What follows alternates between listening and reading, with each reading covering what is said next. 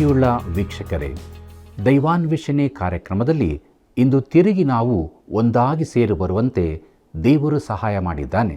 ಆತನಿಗೆ ಮಹಿಮೆಯಾಗಲಿ. ಮನುಷ್ಯನು ಎಷ್ಟು ಸ್ಥಿರವೆಂದು ಅಂದುಕೊಂಡರೂ ಕೂಡ ಒಂದು ದಿನ ಮರೆಯಾಗುತ್ತಾನೆ.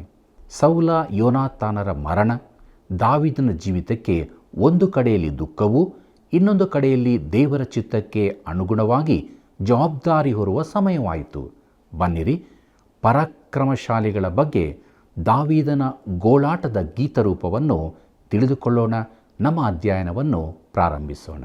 ಕರ್ತನಲ್ಲಿ ಪ್ರೀತಿಯುಳ್ಳ ಸಹೋದರ ಸಹೋದರಿಯರೇ, ಭೂಮಿಯಾಕಾಶಗಳು ಅಳಿದು ಹೋಗುವವು, ಆದರೆ ನನ್ನ ಮಾತುಗಳು ಅಳಿದು ಹೋಗುವುದೇ ಇಲ್ಲ ಎಂಬುದಾಗಿ ಹೇಳಿದಂಥ ನಮ್ಮ ರಕ್ಷಕನಾದ ಯೇಸು ಕ್ರಿಸ್ತನ ಪರಿಶುದ್ಧವುಳ್ಳ ನಾಮದಲ್ಲಿ ನಿಮ್ಮೆಲ್ಲರನ್ನೂ ಹೃದಯಪೂರ್ವಕವಾಗಿ ವಂದಿಸುತ್ತೇನೆ. ಪ್ರಿಯರೇ, ದೇವರ ವಾಕ್ಯದ ಅಧ್ಯಯನದಲ್ಲಿ ನಾವು ಮುಂದೆ ಸಾಗುತ್ತಾ ಇದ್ದೇವೆ. ಕಳೆದ ಕಾರ್ಯಕ್ರಮದಲ್ಲಿ 1ನೇ ಸಮುವೇಲನ ಪುಸ್ತಕದ ಕೊನೆಯ ಅಧ್ಯಾಯದಲ್ಲಿ ಸೌಲ ಯೋನಾತಾನರ ಮರಣ, ಇಸ್ರಾಯೇಲ್ಯರ ಅಪಜಯ, ಈ ವಿಚಾರಗಳನ್ನು ನಾವು ಅಧ್ಯಯನ ಮಾಡಿದ್ದೇವೆ. ಮುಂದುವರೆದು 2ನೇ ಸಮುವೇಲನ ಪುಸ್ತಕದ ಅಧ್ಯಯನಕ್ಕೆ ನಾವು ಬಂದಿದ್ದೇವೆ. ಇನ್ನೂ ಅನೇಕ ಸಂಗತಿಗಳನ್ನು ಈ ಮೂಲಕ ನಾವು ಕಲಿತುಕೊಳ್ಳಲಿದ್ದೇವೆ. ಆದ್ದರಿಂದ ದೇವರ ನಡೆಸುವಿಕೆಯನ್ನು ಅನುಭವಿಸುತ್ತಾ 2ನೇ ಸಮುವೇಲನ ಪುಸ್ತಕದ ರೂಪುರೇಖೆಯನ್ನು ನಾವು ನೋಡೋಣ. ಇದರಲ್ಲಿ ಮೊದಲನೇದಾಗಿ ಮೊದಲಿನ 10 ಅಧ್ಯಾಯಗಳಲ್ಲಿ ದಾವೀದನ ಜಯ ಎಂಬುದಾಗಿದೆ. ಪ್ರಿಯರೇ, ಈ 10 ಅಧ್ಯಾಯಗಳನ್ನು ಕ್ರಮವಾಗಿ ನೋಡುವಾಗ ದಾವೀದನು ಸೌಲ ಯೋನಾತಾನರ ಮರಣಕ್ಕಾಗಿ ದುಃಖಿಸಿದ್ದು ಅಧ್ಯಾಯ 1, ದಾವೀದನು ಯೆಹೂದಕ್ಕೆ ಅರಸನಾದದ್ದು ಅಧ್ಯಾಯ 2, ಆಂತರಿಕ ಯುದ್ಧ, ಅಬ್ನೇರನು ದಾವೀದನೊಂದಿಗೆ ಸೇರಿದ್ದು ಆದರೆ ಯೋವಾಬನಿಂದ ಹತನಾದದ್ದು ಅಧ್ಯಾಯ 3, ಸೌಲನ ಮಗನಾದ ಇಷೋಬಾಷೇತನು ಕೊಲ್ಲಲ್ಪಟ್ಟದ್ದು ಅಧ್ಯಾಯ 4, ದಾವೀದನು ಇಡೀ ಇಸ್ರಾಯೇಲಿಗೆ ರಾಜನಾದದ್ದು, ರಾಜಧಾನಿಯನ್ನು ಯೆರೂಸಲೇಮಿಗೆ ವರ್ಗಾಯಿಸಿದ್ದು ಅಧ್ಯಾಯ 5ರಲ್ಲಿ ನೋಡುತ್ತೇವೆ.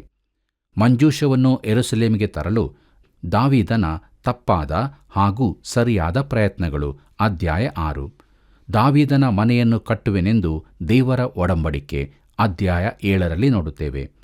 ದಾವೀದನು ತನ್ನ ರಾಜ್ಯವನ್ನು ಒಗ್ಗೂಡಿಸಿದ್ದು ಅಧ್ಯಾಯ 8, ದಾವೀದನು ಮೆಷಿಬೋಶೇತನೊಂದಿಗೆ ಸ್ನೇಹ ಬೆಳೆಸಿದ್ದು ಅಧ್ಯಾಯ 9ರಲ್ಲಿ ಕಾಣುತ್ತೇವೆ.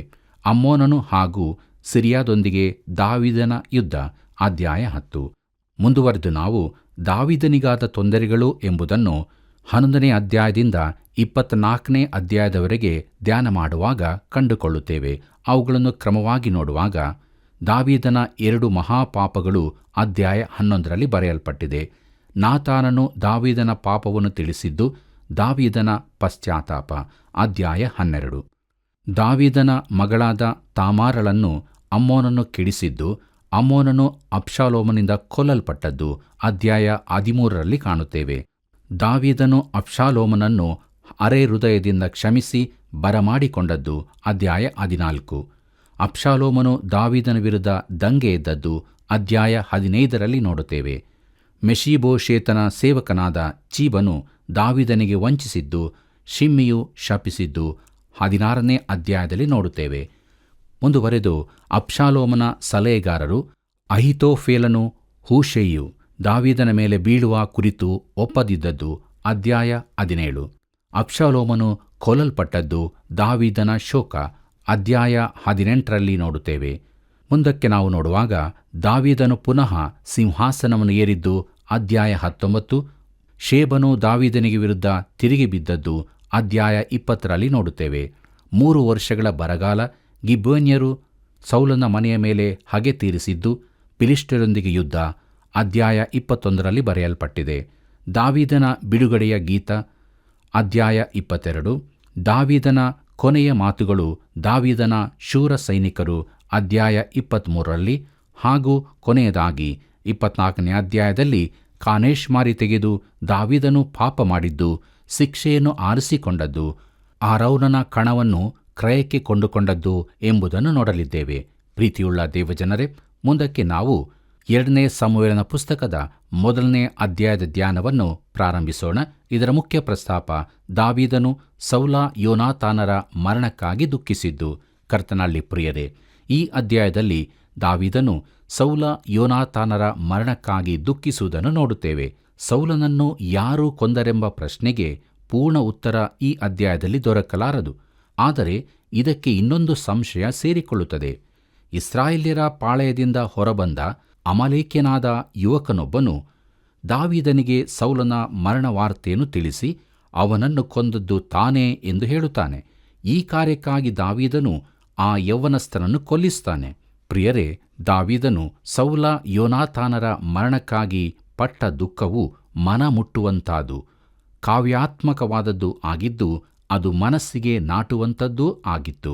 ಕರ್ತನಲ್ಲಿ ಪ್ರಿಯರೇ, 2 ಸಮುವೇಲ 1 ಅಧ್ಯಾಯ ಮೊದಲಿನ 2 ವಚನಗಳನ್ನು ಗಮನಿಸಿರಿ. ಅಲ್ಲಿ ಹೀಗೆ ಬರೆದದೆ: ಸೌಲನು ಸತ್ತ ನಂತರ ಸಂಭವಿಸಿದ್ದು, ದಾವೀದನು ಅಮಲೇಕ್ಯರನ್ನು ಹೊಡೆದು ಬಂದು ಚಿಕ್ಲಗಿನಲ್ಲಿ 2 ದಿವಸ ಇದ್ದನು. 3ನೆಯ ದಿನ ಸೌಲನ ಪಾಳೆಯದಿಂದ ಒಬ್ಬ ಮನುಷ್ಯನು ದಾವೀದನ ಬಳಿಗೆ ಬಂದು ನೆಲದ ಮಟ್ಟಿಗೆ ಬಾಗಿ ನಮಸ್ಕರಿಸಿದನು. ಅವನು ವಸ್ತ್ರಗಳನ್ನು ಹರಿದುಕೊಂಡು ತಲೆಯ ಮೇಲೆ ಮಣ್ಣು ಹಾಕಿಕೊಂಡಿದ್ದನು ಎಂಬುದಾಗಿ.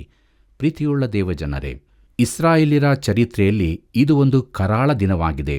ಅವರು ದೇವರ ಚಿತ್ತವನ್ನು ಬಿಟ್ಟು ಹೋದದ್ದರಿಂದ ಅವರಿಗೆ ಯುದ್ಧವೂ ಸೋಲು ಎದುರಾಯಿತು. ಇದರಲ್ಲಿ ನಮಗೂ ಒಂದು ಪಾಠವಿದೆ.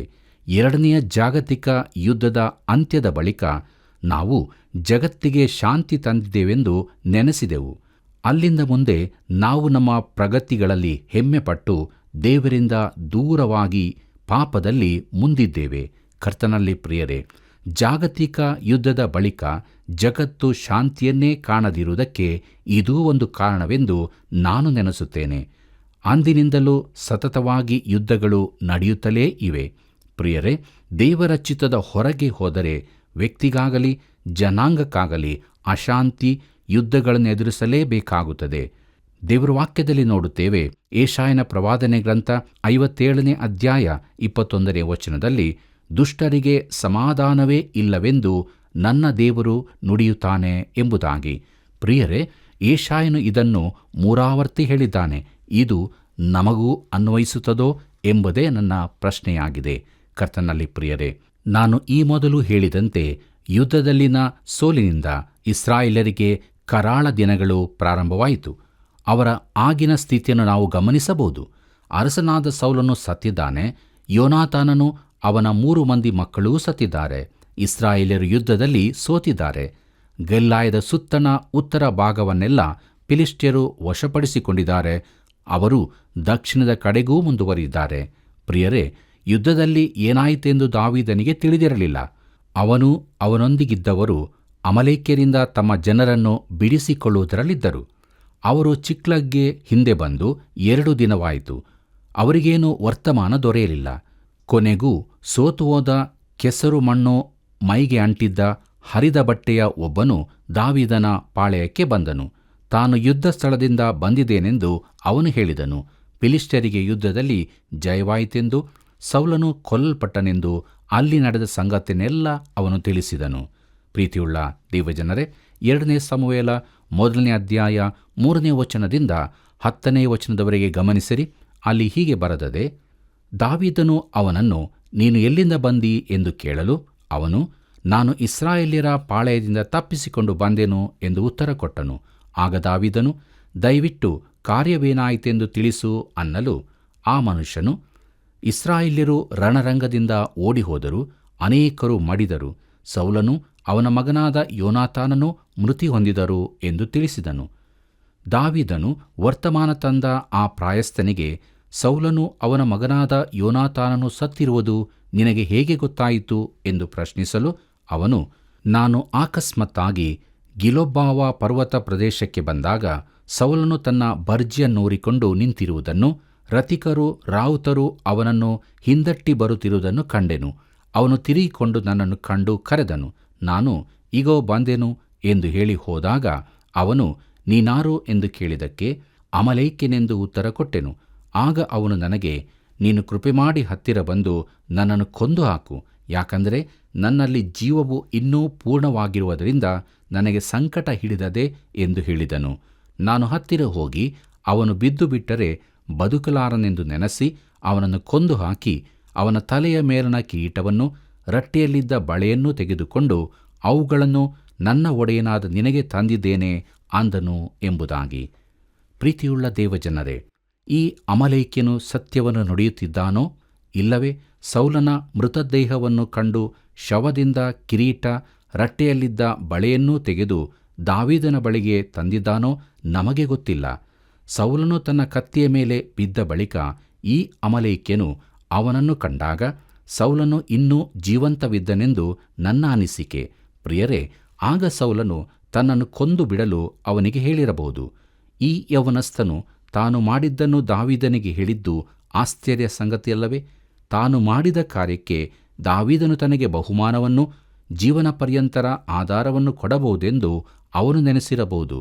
ಪ್ರಿಯರೇ, ಮುಂದಕ್ಕೆ ನಾವು 2 ಸಮುವೇಲ 1 ಅಧ್ಯಾಯ 11 ವಚನದಿಂದ 14 ವಚನದವರೆಗೆ ಗಮನಿಸೋಣ. ಅಲ್ಲಿ ಹೀಗೆ ಬರೆದದೆ: ಸೌಲನೂ ಅವನ ಮಗನಾದ ಯೋನಾತಾನನೂ ಯೆಹೋವನ ಪ್ರಜೆಗಳಾದ ಇಸ್ರಾಯೇಲ್ಯರು ಕತ್ತಿಯಿಂದ ಸಂಹೃತರಾದದಕ್ಕಾಗಿ ದಾವೀದನೂ ಅವನ ಜನರು ತಮ್ಮ ಬಟ್ಟೆಗಳನ್ನು ಹರಿದುಕೊಂಡು ಗೋಳಾಡಿ 10 ಸಾಯಂಕಾಲದವರೆಗೆ ಉಪವಾಸ ಮಾಡಿದರು. ದಾವೀದನು ವರ್ತಮಾನ ತಂದ ಪ್ರಾಯಸ್ಥನನ್ನು, ನೀನೆಲ್ಲಿಯವನು ಎಂದು ಕೇಳಿದಕ್ಕೆ ಅವನು, ನಾನು ಇಸ್ರಾಯೇಲ್ಯರಲ್ಲಿ ಪ್ರವಾಸಿಯಾಗಿರುವ ಅಮಲೇಕ್ಯನ ಮಗನು ಎಂದು ಉತ್ತರ ಕೊಟ್ಟನು. ದಾವೀದನು ಅವನಿಗೆ, ನೀನು ಕೈಗೆತ್ತಿ ಯೆಹೋವನ ಅಭಿಷಿಕ್ತನನ್ನೂ ಕೊಲ್ಲುವುದಕ್ಕೆ ಏಕೆ ಭಯಪಡಲಿಲ್ಲ ಎಂದು ಹೇಳಿ ಎಂಬುದಾಗಿ. ಪ್ರೀತಿಯುಳ್ಳ ಸಹೋದರ ಸಹೋದರಿಯರೇ, ಈ ಮನುಷ್ಯನು ನಿಜವಾಗಿ ಸೌಲನನ್ನು ಕೊಂದಿರುವುದಾದರೆ ಸೌಲನು ದೇವರ ಅಪ್ಪಣೆಯನ್ನು ಮೀರಿ ಎಲ್ಲ ಅಮಲೇಕ್ಯರನ್ನು ನಿರ್ನಾಮ ಮಾಡದಿದ್ದದರ ಪ್ರಭಾವ ಇದಾಗಿದೆ. ಅಲ್ಲಿ ಸೌಲನು ದೇವರಿಗೆ ವಿಧೇಯನಾಗಿರುತ್ತಿದ್ದರೆ ಸೌಲನು ಒಂದು ವೇಳೆ ಉಳಿದುಕೊಳ್ಳುತ್ತಿದ್ದನೋ ಏನೋ. ಪ್ರಿಯರೇ, ದೇವರಿಂದ ಅಭಿಷಿಕ್ತನಾದವನನ್ನು ಈ ಯವನಸ್ಥನು ಕೊಲ್ಲಲು ಯಾಕೆ ಹಿಂಜರಿಯಲಿಲ್ಲವೆಂದು ದಾವೀದನು ಕೇಳಿದನು. ತನಗೆ ಅವಕಾಶ ಸಿಕ್ಕಿದಾಗಲೂ ದಾವೀದನು ಸೌಲನ ಪ್ರಾಣಕ್ಕೆ ಅಪಾಯವುಂಟು ಮಾಡಿರಲಿಲ್ಲ. ದೇವರ ದೃಷ್ಟಿಕೋನದಿಂದ ನಾವು ವಿಷಯಗಳನ್ನು ನೋಡಬೇಕಾಗಿದೆ. ಪ್ರಿಯರೇ, ಸೌಲನು ಅರಸನಾಗಿರುವವರೆಗೆ ದಾವೀದನು ಅವನನ್ನು ಮುಟ್ಟಲಿಲ್ಲ. ಬೇರೆ ಯಾರೂ ಅವನನ್ನು ಮುಟ್ಟಲು ಸಾಧ್ಯವಿರಲಿಲ್ಲ. ಯಾಕಂದರೆ ಅವನ ತಲೆಯ ಮೇಲೆ ಕಿರೀಟವನ್ನಿಟ್ಟವನು ದೇವರೇ. ಅದನ್ನು ಸಮಯ ಬಂದಾಗ ತೆಗೆಯುವವನು ದೇವರೇ ಆಗಿದ್ದಾನೆ. ಪ್ರೀತಿಯುಳ್ಳ ದೇವಜನರೇ, ದೇವರ ಕಾರ್ಯದಲ್ಲಿ ತಲೆ ಹಾಕುವುದು ಅಪಾಯಕರವಾದದ್ದು. ದೇವರ ಕಾರ್ಯದಲ್ಲಿ ತಲೆ ಹಾಕಿದ ಕೆಲವು ವ್ಯಕ್ತಿಗಳ ಕುರಿತಾಗಿ ನಾನು ನಿಮಗೆ ಹೇಳಬಹುದು. ದೇವರ ಕಾರ್ಯ, ದೇವರ ಯೋಜನೆಗಳಲ್ಲಿ, ದೇವರ ಮನುಷ್ಯರ ವಿಚಾರದಲ್ಲಿ ಕೈ ಹಾಕುವುದು ಅಪಾಯಕರವಾದದ್ದು. ದೇವರು ಪ್ರವೇಶಿಸಿ ದಂಡನೆ ವಿಧಿಸುತ್ತಾನೆ. ಆತನು ಹೀಗೆ ಯಾವಾಗಲೂ ಮಾಡಿದ್ದಾನೆ. ಆದ್ದರಿಂದಲೇ ದಾವೀದನು ಆ ಅಮಲೇಕ್ಯ ಯುವಕನಿಗೆ ಹೇಳಿದ್ದು, ಕರ್ತನ ಅಭಿಷಿಕ್ತನಿಗೆ ಕೇಡು ಮಾಡುವುದಕ್ಕಾಗಿ ನಿನ್ನ ಕೈಚಾಚಲು ನೀನು ಭಯಪಡಲಿಲ್ಲವೋ ಎಂದು. ಪ್ರೀತಿಯುಳ್ಳ ದೇವಜನರೇ, 2 ಸಮುವೇಲ 1 ಅಧ್ಯಾಯ 15 ವಚನವನ್ನು ಗಮನಿಸಿರಿ. ಅಲ್ಲಿ ಹೀಗೆ ಬರೆದದೆ: ತನ್ನ ಆಳುಗಳಲ್ಲಿ ಒಬ್ಬನನ್ನು ಕರೆದು ಇವನ ಮೇಲೆ ಬಿದ್ದು ಹೊಡಿ ಎಂದು ಆಜ್ಞಾಪಿಸಲು ಅವನು ಇವನನ್ನು ಹೊಡೆದು ಕೊಂದನು ಎಂಬುದಾಗಿ. ಕರ್ತನಲ್ಲಿ ಪ್ರಿಯರೇ, ಕರ್ತನ ಅಭಿಷಿಕ್ತನನ್ನು ಮುಟ್ಟಿದಕ್ಕಾಗಿ ದಾವೀದನು ಅಮಲೇಕ್ಯನಿಗೆ ಶಿಕ್ಷೆ ವಿಧಿಸಿದನು. ಈ ಅಮಲೇಕ್ಯನು ಕಟ್ಟುಕತೆ ಹೇಳಿರುವುದಾದರೆ ಅದು ದೊಡ್ಡ ಅಪರಾಧವೇ ಸರಿ. 2 ಸಮುವೇಲ 1 ಅಧ್ಯಾಯ 16 ವಚನ ಹೀಗೆ ಹೇಳುತ್ತದೆ: ದಾವೀದನು, ರಕ್ತಾಪರಾಧವು ನಿನ್ನ ತಲೆಯ ಮೇಲೆ ಇರಲಿ, ಯೆಹೋವನ ಅಭಿಷಿಕ್ತನನ್ನು ಕೊಂದು ಹಾಕಿದನೆಂದು ನಿನ್ನ ಬಾಯೇ ನಿನಗೆ ವಿರೋಧವಾಗಿ ಸಾಕ್ಷಿ ಹೇಳಿತು ಅಂದನು ಎಂಬುದಾಗಿ. ಪ್ರೀತಿಯುಳ್ಳ ದೇವಜನರೇ, ದಾವೀದನು ಅವನಿಗೆ, ನೀನು ನನಗೆ ಸುಳ್ಳು ಹೇಳಿದ್ದಾದರೆ ಅದರ ರಕ್ತಾಪರಾಧವು ನಿನ್ನ ಮೇಲೆ ಬರಲಿ. ನೀನು ದೇವರ ಅಭಿಷಿಕ್ತನನ್ನು ಕೊಂದೆನೆಂದು ನೀನೇ ಒಪ್ಪಿಕೊಂಡಿಯಲ್ಲ. ಪ್ರಿಯರೇ, ಆ ಯವನಸ್ಥನು ನಿಜವಾಗಿ ಸೌಲನನ್ನು ಕೊಂದಿರಬಹುದು. ದಾವೀದನು ಮಾಡಲಾಗದ ಕಾರ್ಯವನ್ನು ಅವನು ಮಾಡಿದನು. ಅದಕ್ಕಾಗಿ ದಾವೀದನು ಅವನನ್ನು ಶಿಕ್ಷಿಸಿದನು. ಮುಂದಕ್ಕೆ ನಾವು 2 ಸಮುವೇಲ 1 ಅಧ್ಯಾಯ 17 ವಚನವನ್ನು ಗಮನಿಸೋಣ. ಅಲ್ಲಿ ಹೀಗೆ ಬರೆದದೆ: ದಾವೀದನು ಸೌಲ ಯೋನಾತಾನರ ಮೇಲೆ ಒಂದು ಶೋಕಗೀತೆಯನ್ನು ರಚಿಸಿ ಎಂಬುದಾಗಿ. ಕರ್ತನಲ್ಲಿ ಪ್ರಿಯರೇ, ಸೌಲ ಯೋನಾತಾನರಿಗಾಗಿ ದಾವೀದನಲ್ಲಿದ್ದ ದುಃಖವು ಇಲ್ಲಿ ಕಂಡುಬರುತ್ತದೆ ಮತ್ತು ಅದು ಯಥಾರ್ಥವಾದದ್ದಾಗಿದೆ. ಮುಂದಕ್ಕೆ ನಾವು 2 ಸಮುವೇಲ 1 ಅಧ್ಯಾಯ 18 ವಚನವನ್ನು ಗಮನಿಸೋಣ. ಅಲ್ಲಿ ನಾವು ಹೀಗೆ ನೋಡುತ್ತೇವೆ: ಅದನ್ನು ಯೆಹೂದ್ಯರಿಗೆ ಕಲಿಸಬೇಕೆಂದು ಆಜ್ಞಾಪಿಸಿದನು. ಆ ಗೀತವು ಯಾಷಾರ್ ಗ್ರಂಥದಲ್ಲಿ ಬರೆದಿರುತ್ತದೆ ಎಂಬುದಾಗಿ. ಪ್ರೀತಿಯುಳ್ಳ ಸಹೋದರ ಸಹೋದರಿಯರೇ, ಸೌಲನು ಇಸ್ರಾಯೇಲ್ಯರಿಗೆ ಕೆಲವನ್ನು ಕಲಿಸಿದ್ದನು. ಇಸ್ರಾಯೇಲ್ಯರಲ್ಲಿ ಯುದ್ಧೋಪಕರಣಗಳಾವೂ ಇರಲಿಲ್ಲ. ಆಗ ಸೌಲನು ಅವರಿಗೆ ಬಿಲ್ಲು ಬಾಣಗಳನ್ನು ಮಾಡುವುದನ್ನೂ ಕಲಿಸಿದನು. ಬಿಲ್ಲು ಬಾಣಗಳು ಭೀಕರ ಆಯುಧಗಳಾಗಿವೆ. ನಮ್ಮ ಪೂರ್ವಜರು ಇದನ್ನು ಒಪ್ಪಿಕೊಳ್ಳುತ್ತಾರೆ. ರೆಡ್ ಇಂಡಿಯನ್ನರು ವೈರಿಗಳನ್ನೆದುರಿಸಿ ಯುದ್ಧದಲ್ಲಿ ಜಯ ಹೊಂದಲು ಈ ಬಿಲ್ಲು ಬಾಣಗಳನ್ನೇ ಉಪಯೋಗಿಸುತ್ತಿದ್ದರು ಎಂದು ತಿಳಿದು ಬಂದಿದೆ.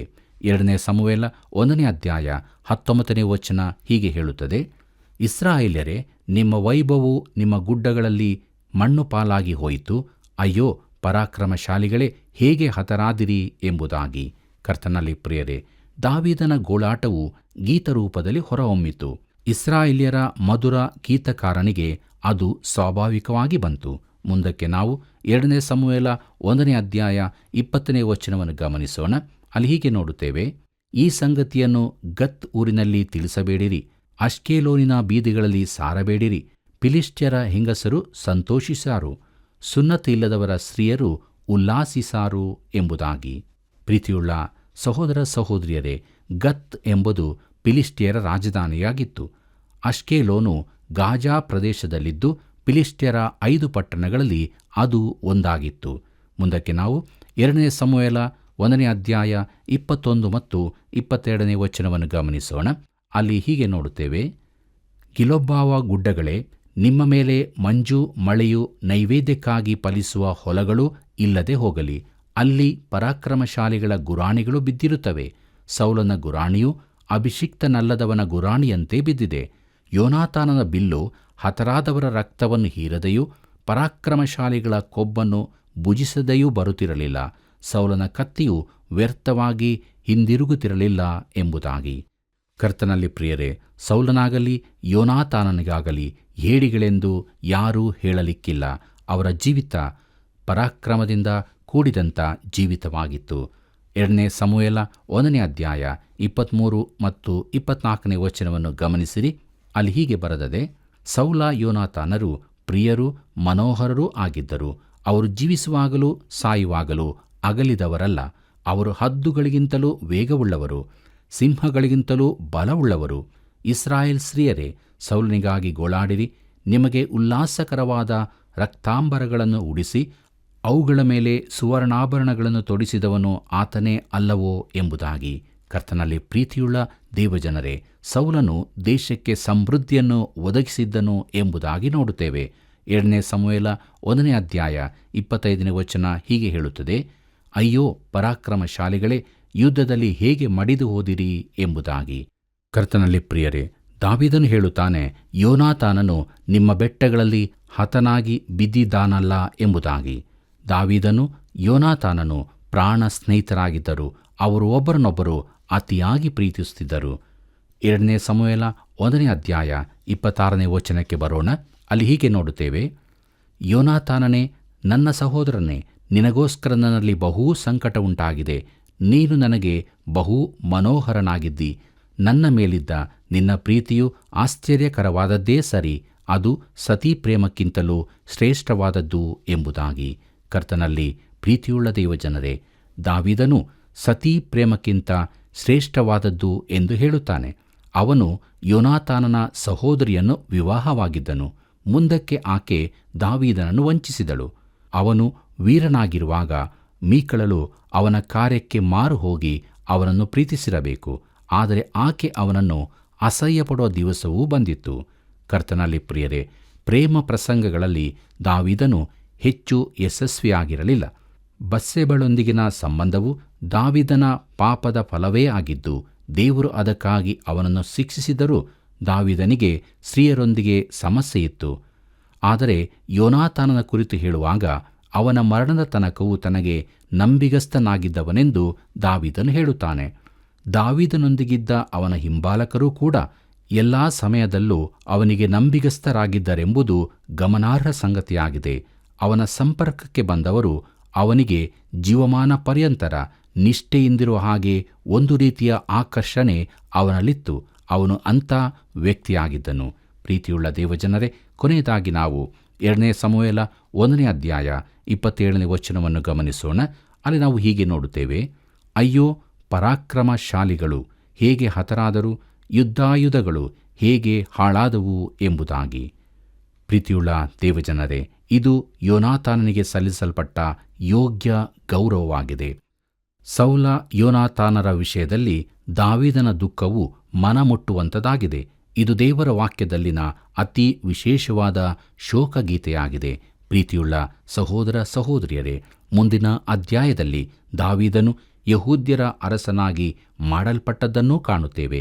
ಸೌಲನ ಸೇನಾಧಿಪತಿಯಾಗಿದ್ದ ಅಬ್ನೇರನ್ನೂ ನೋಡುತ್ತೇವೆ. ಸೌಲನ ಎಲ್ಲ ಮಕ್ಕಳು ಕೊಲ್ಲಲ್ಪಟ್ಟಿರಲಿಲ್ಲ, ಆದರೆ ಯುದ್ಧಕ್ಕೆ ಹೋದವರೆಲ್ಲರೂ ಹತರಾಗಿದ್ದರು. ಸೌಲನಿಗೆ ಇಷೋಬಾಷೇತನೆಂಬ ಒಬ್ಬ ಕಿರಿಮಗನಿದ್ದನು. ಉಳಿದ 11 ಕುಲಗಳಿಗೆ ರಾಜನನ್ನಾಗಿ ಅಬ್ನೇರನು ಇವನನ್ನು ನೇಮಿಸಿದನು. ಆದರೆ ಅಷ್ಟರಲ್ಲಿ ಆಂತರಿಕ ಯುದ್ಧವು ಆರಂಭವಾಯಿತು. ದಾವೀದನು ಅಬ್ನೇರನನ್ನು ಅವನ ಸೈನ್ಯವನ್ನು ಸೋಲಿಸಿದನು. ಕೆಲ ಕಾಲದ ಆಂತರಿಕ ಯುದ್ಧದ ಬಳಿಕ ದೇಶವು ಇದರಿಂದ ಬಲಹೀನವಾಯಿತು. ಕೊನೆಗೂ ದಾವೀದನು ಎಲ್ಲ 12 ಕುಲಗಳಿಗೆ ಅರಸನಾದನು. ಅವನು ಮೊದಲಿಗೆ ಹೆಬ್ರೋನನ್ನು ತನ್ನ ವಾಸಸ್ಥಳವನ್ನಾಗಿ ಮಾಡಿದನು. ಬಳಿಕ ಅವನು ಯೆರೂಸಲೇಮಿನ ಚಿಯೋನ್ ಪರ್ವತಕ್ಕೆ ಸ್ಥಳಾಂತರವಾದನು. ಈ ಸ್ಥಳವನ್ನು ಅವನು ಬೇರೆಲ್ಲಾ ಪ್ರದೇಶಗಳಿಗಿಂತಲೂ ಹೆಚ್ಚಾಗಿ ಪ್ರೀತಿಸುತ್ತಿದ್ದನು. ಕರ್ತನಲ್ಲಿ ಪ್ರಿಯರೇ, ದೇವರ ವಾಕ್ಯದ ಮೂಲಕವಾಗಿ ನಾವು ಅನೇಕ ಸತ್ಯಗಳನ್ನು ತಿಳಿದುಕೊಂಡಿದ್ದೇವೆ. ದಾವೀದನ ಜೀವಿತದಲ್ಲಿ ಒಂದಲ್ಲ ಒಂದು ರೀತಿಯಲ್ಲಿ ಕಷ್ಟಗಳು ಬಂದರೂ ಕೂಡ ಅವನು ದೇವರಲ್ಲಿ ಇದ್ದುಕೊಂಡು ಬಲಹೊಂದುತ್ತಾ ಹೋದನು. ತನ್ನ ಪ್ರಿಯರ ಅಗಲಿಕೆಯಲ್ಲಿ ಅವನು ದುಃಖಿಸಿದನು. ಅದೇ ಸಮಯದಲ್ಲಿ ಅವನು ದೇವರ ಮೂಲಕ ಬಲಹೊಂದಿ ತನ್ನ ಕಾರ್ಯಕ್ಕಾಗಿ ಸಿದ್ಧನಾದನು. ನಮ್ಮ ಜೀವಿತ ಕೂಡ ಕಷ್ಟ ಸಂಕಟಗಳನ್ನು ಹಾದು ಹೋಗುವಂಥ ಜೀವಿತವಾಗಿದೆ. ಆದರೆ ದೇವರೊಟ್ಟಿಗೆ ನಾವಿರುವುದಾದರೆ ದೇವರು ನಮ್ಮನ್ನು ಬಲಪಡಿಸಿ ನಡೆಸುತ್ತಾನೆ. ಆದ್ದರಿಂದ ಈ ಕೃಪಾಗಳಿಗೆಯಲ್ಲಿ ನಮ್ಮ ಜೀವಿತವನ್ನು ದೇವರ ಹಸ್ತಕ್ಕೆ ಒಪ್ಪಿಸಿಕೊಟ್ಟವರಾಗಿ ಆತನೊಂದಿಗೆ ಇದ್ದುಕೊಂಡು ಫಲಭರಿತವಾದ ಜೀವಿತವನ್ನು ನಾವು ಜೀವಿಸೋಣ. ಹೀಗಾಗುವಂತೆ ದೇವರು ತಾನು ನಮಗೆ ಸಹಾಯ ಮಾಡಿ ನಡೆಸಲಿ. ಕರ್ತನ ಕೃಪೆಯು ಸದಾ ನಿಮ್ಮ ಸಂಗಡ ಇರಲಿ. ಪ್ರೀತಿಯುಳ್ಳ ಸ್ನೇಹಿತರೆ, ಇಂದಿನ ದೇವರ ವಾಕ್ಯ ಅಧ್ಯಯನವು ಸ್ನೇಹಿತನ ಅಗಲುವಿಕೆ, ದೇವಜನರ ಸೋಲು, ದಾವೀದನ ಜೀವಿತಕ್ಕೆ ಎಷ್ಟೊಂದು ದುಃಖವನ್ನು ತಂದಿತು ಎಂಬುದನ್ನು ತಿಳಿದುಕೊಂಡೆವು. ಹೌದು ಪ್ರಿಯರೇ, ನಾವು ದೇವರ ಚಿತ್ತದ ಹೊರಗೆ ಇರುವಾಗ ದೇವರ ನಡೆಸುವಿಕೆಯನ್ನು ಕಳೆದುಕೊಳ್ಳುತ್ತೇವೆ. ಆದ್ದರಿಂದ ದಿನಾಲು ದೇವರೇ ನಿನ್ನ ಚಿತ್ತದಂತೆ ನಡೆಸು ಎಂದು ಪ್ರಾರ್ಥಿಸುತ್ತಾ ನಮ್ಮ ಜೀವಿತವನ್ನು ಜೀವಿಸೋಣವೇ? ಪ್ರಾರ್ಥನೆ ಮಾಡೋಣ.